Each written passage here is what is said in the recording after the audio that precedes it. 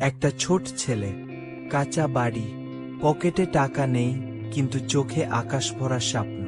লোকেরা বলেছিল তুই পারবি না, কিন্তু আল্লাহ বলেছিলেন চেষ্টা করলে পথ খুলবে। গ্রামের এক কোনায় থাকত রফিক। বয়স মাত্র 9 বছর।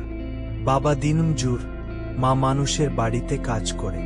অভাব ছিল প্রতিদিনের সঙ্গী, কিন্তু রফিকের মনটা কখনো গরিব ছিল না।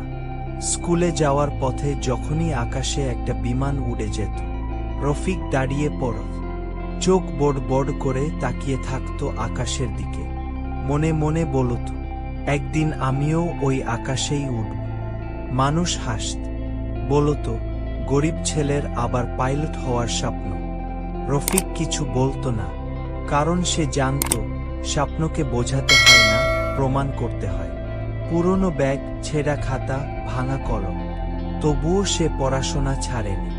রাতে কেরোসিনের আলোয় বসে পড়ত, ঘুমানোর আগে জানালার ফাঁক দিয়ে আকাশের দিকে তাকিয়ে বলত, হে আল্লাহ, আমার স্বপ্নটা বাঁচিয়ে রেখো।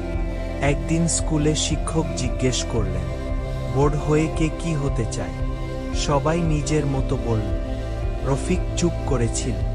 শিক্ষক আবার জিজ্ঞেস করতেই রফিক ধীরে ধীরে উঠে দাঁড়িয়ে বলল, আমি পাইলট হতে চাই। পুরো ক্লাস হেসে উঠল, কিন্তু শিক্ষক হেসে উঠলেন না। তিনি শুধু বললেন, স্বপ্ন দেখার জন্য টাকা লাগে না, লাগে সাহস। এই কথাটা রফিকের জীবন বদলে দিল। সে লেগে থাকল। দিন গেল, বছর গেল, কষ্ট এলো, কিন্তু বিশ্বাস ভাঙেনি।